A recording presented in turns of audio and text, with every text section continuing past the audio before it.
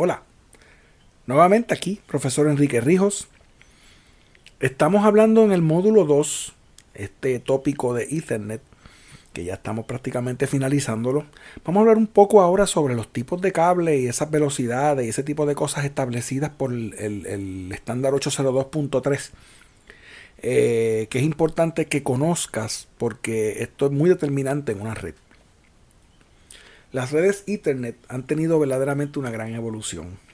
Porque cuando se definieron originalmente, pues el cable que existía era el coaxial y había un cable UTP, pero realmente era más bien telefonía, entonces funcionaba muy lento.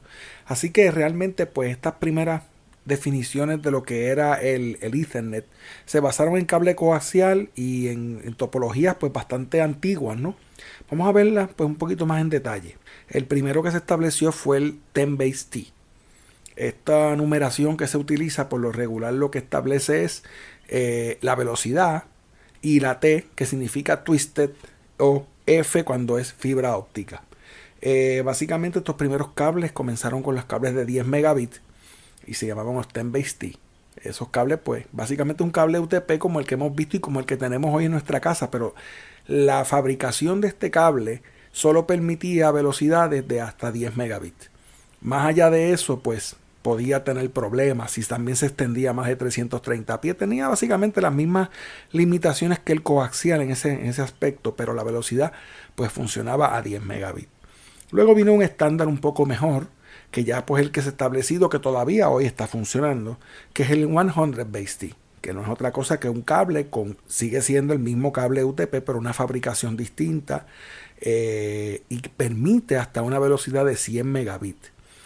Ya para ese tiempo estamos empezando entonces con lo que le llaman el backward compatibility, la compatibilidad hacia atrás. Porque si yo creo un cable nuevo, tiene que tener compatibilidad con lo nuevo, pero también con lo anterior. Así que estos cables se establecieron para permitir velocidades de lo nuevo, pero también de lo que había antes.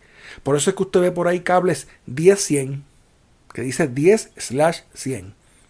Cuando el cable es así, es porque es un cable 100BASE-T.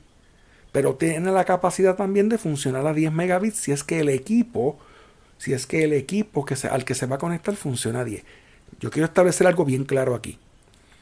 El cable se adapta a la velocidad que el equipo en ambas puntas puede ofrecerle.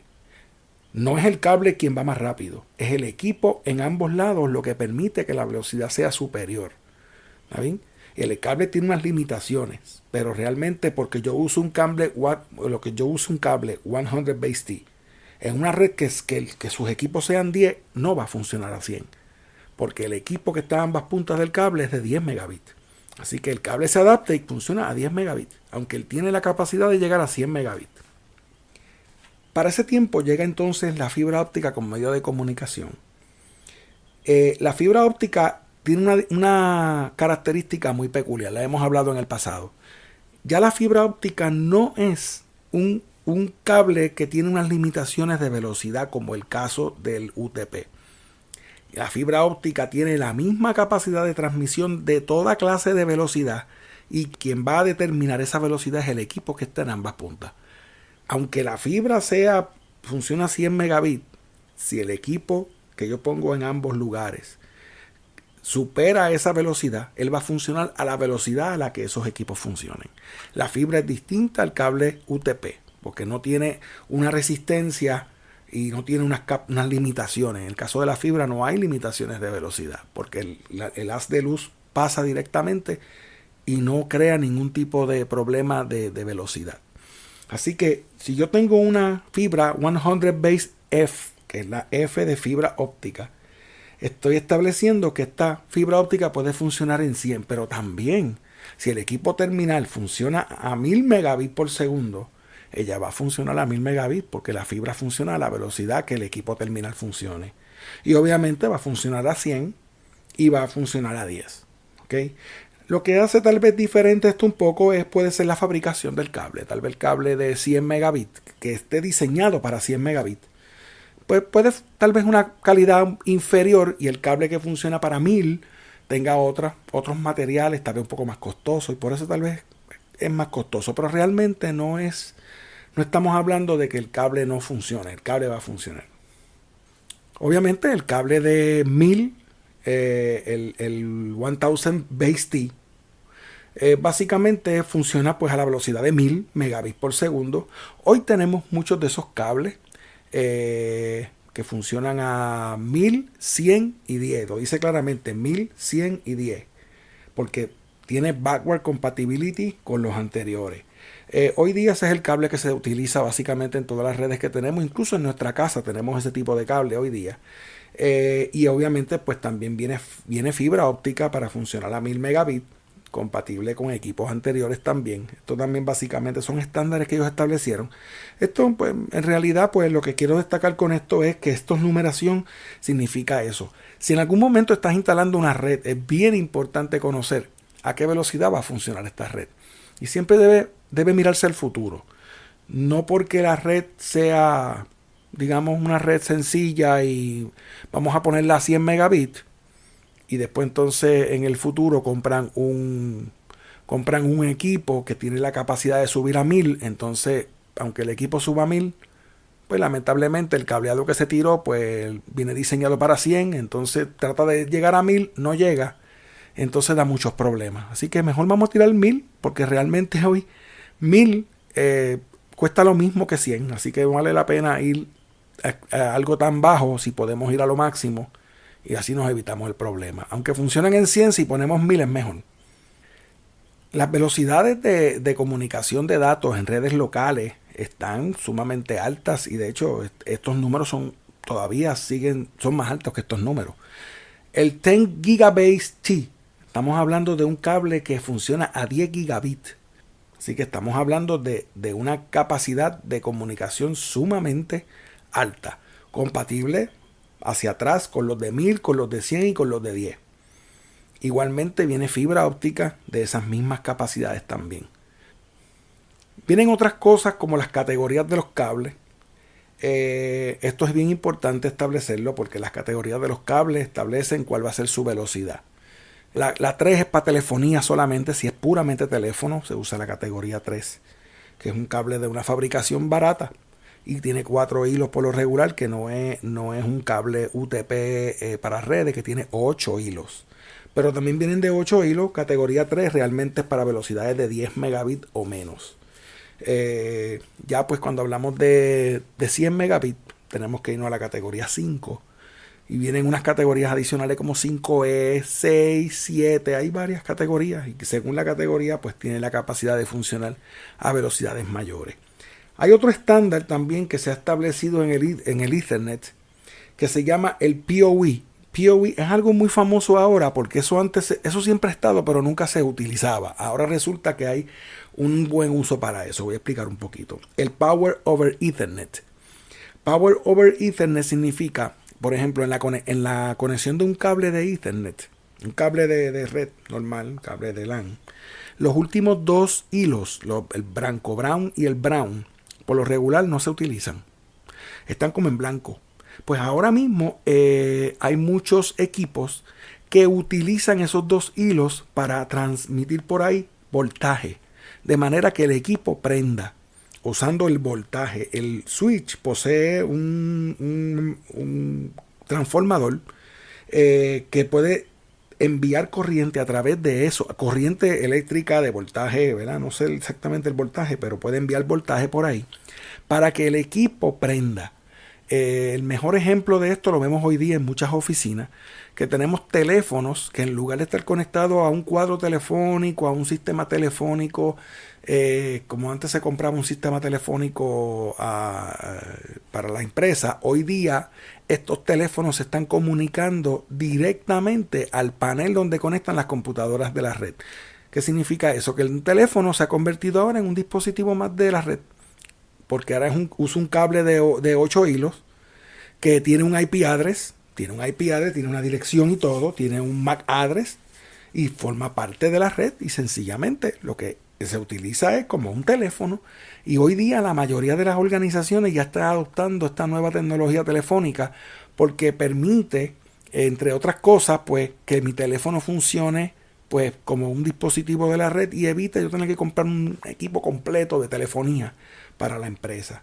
Así que de hecho existe para otras cosas más, porque también existe para hospitales, para una serie de dispositivos en hospitales que se encienden utilizando la corriente que se le envía a través del mismo cable de la red.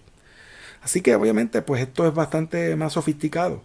Pero lo importante es que ese estándar también está establecido por toda esta gente de la IEEE que establecen este estándar 802.3 que es de cableado. El concepto inicial en las redes fue el que se conocía como simplex. Y simplex era en una sola dirección. Y para yo poderme comunicar tenía que enviar datos en esa misma dirección y entonces dar la vuelta por toda la red hasta que llegaba al que yo quería enviarle el mensaje. La red funcionaba en una sola dirección, eso es lo más importante. Ahora, tenía que preguntarle a cada uno, tú eres Juan Pérez, tú eres Juan Pérez, tú eres Juan Pérez, hasta que llegaba a Juan Pérez. Si Juan Pérez estaba, porque si el mensaje volvía para atrás y no contestaba a nadie como Juan Pérez, pues sencillamente Juan Pérez no estaba en la red. Cuando llega el switch, entonces se crea un sistema de comunicación diferente que se llamó el duplexing. El duplexing es el mismo cable permitiendo una de dos cosas a la vez. O transmitía y recibía, o podía hacer ambas cosas a la vez. Me voy a explicar. En lugar de simplex, que era en una sola dirección, ahora el cable podía ser una carretera que tenía carriles para los dos lados. Pero habían dos cosas importantes. O se transmitía solamente o se recibía solamente, que esa era una tecnología, y la otra era transmitir y recibir a la misma vez. Nosotros, por ejemplo, los seres humanos funcionamos en lo que se conocería, más tarde voy a explicarlo, en full duplex, porque a la vez que estamos hablando podemos escuchar. Pero, por ejemplo, no sé si el mismo concepto, nosotros le decíamos el walkie-talkie. El walkie-talkie es un radio de comunicación, de estos radios que utilizan las guardias de seguridad y ese tipo de personas. Estos radios no funcionan en full duplex porque si la persona está hablando yo no puedo hablar. Tiene que estar la línea limpia para yo poder transmitir. Y cuando yo transmito, la otra persona escucha y hasta que mi comunicación no fluya, él no puede contestarme. ¿Ve? Funciona en ambas vías, pero es una a la vez. No es las dos al mismo tiempo. Así que cuando hablamos de una comunicación que funciona en dos vías, hablamos de una comunicación que es duplex. Pero hay dos tipos de comunicaciones duplex. La que funciona como si fueran los radios de comunicación, los radios de guardia de seguridad, donde uno habla y hasta que él no termine de hablar, el otro no puede contestar. Eso sería half duplex. Y el que sería full duplex, que es el que tiene la capacidad de transmitir y recibir a la misma vez. Hoy día, la mayoría de las computadoras funcionan en full duplex. Las computadoras tienen la capacidad de transmitir y de recibir a la misma vez. Y el switch transmite y recibe a la misma vez también. ¿Okay? Por lo tanto, si yo puedo hacer una comunicación que a la vez que escucho también puedo hablar, pues entonces la comunicación se reduce a la mitad del tiempo. Cuando hablamos de equipos half duplex, hablamos de equipos que solamente permiten enviar o recibir. Permiten las dos cosas. Envían o reciben. Pero no lo pueden hacer a la vez como el full duplex. Ese tipo de equipos en un momento transmite, detiene y vuelve para atrás y contesta. Básicamente funciona de esta manera. La IEEE, a partir de 1995, introdujo un concepto que se llamaba el auto-negotiation. Este concepto de autonegociar significa que cuando un equipo se va a conectar a un switch, que ustedes ven ese parpadeo de bombillas, y usted ve que todavía no se ha establecido como la comunicación, que usted ve que está haciendo como está pasando algo, pero no sabe lo que está pasando. Está autonegociando con el switch a qué velocidad se va a conectar, si va a ser full duplex o si va a ser half duplex, cómo se va a comunicar. Hoy yo diría que todos los switch que tenemos tienen esa capacidad, caros y baratos, no importa la mayor. Yo diría que todos tienen esa capacidad en este momento. Si usted compra un switch que tiene menos de 2 años, usted notará que los switch dirán que tienen puertos 10, 100, 1000. ¿Qué significa eso? Pues que puede autonegociar con cualquier nodo que funcione a 10, a 100 o a 1000. Claro, funciona eso, pero el cable que usted utilice para conectar el switch al nodo que vaya a utilizarlo tiene también que tener la capacidad de funcionar a la velocidad máxima posible. Si el equipo funciona a 1000, usted debe tener un cable de una categoría 6, por ejemplo, para que funcione a 1000. Porque si usa un cable categoría 5, pues le puede funcionar a 1000 tal vez si es corta la distancia, pero si ya es una distancia larga o si usted hizo el cable y el cable tiene algún tipo de pérdida, pues no va a funcionar entonces a la capacidad a 1000, va a funcionar a 100. Él va a empezar a bajar entonces en la autonegociación, va a decir, mira, yo funciono a 1000, pero no me puedo comunicar a esa velocidad, así que voy a bajar a 10 o voy a bajar a 100 para ver si en esa velocidad nos podemos conectar mejor. Eso es parte de lo que es la autonegociación. Un dato bien importante que debo dejar claro aquí es que las redes wireless funcionan en half duplex. Cuando hablamos de una red, hablamos de un access point, un equipo que se encuentra, por ejemplo, el equipo que usted posee en su casa, que tiene las antenas, que es al que conectan todos los equipos inalámbricos que se encuentran en su casa. Ese equipo, para que usted vea, funciona en half duplex, no funciona en full duplex. ¿Por qué? Porque ese equipo transmite, usted recibe, y él luego está disponible escuchando para ver quién más quiere hablar con él. Así que esto es algo importante que debe conocer. Los equipos inalámbricos que poseen un access point por lo regular realmente funcionan en half duplex, ya que no pueden transmitir y recibir a la misma vez. Bueno, esto básicamente resume lo que son las características de este cableado y la comunicación de datos que se da a través de lo que son los estándares del Ethernet. Así que pues te invitamos a que continúes con nosotros. Saludos.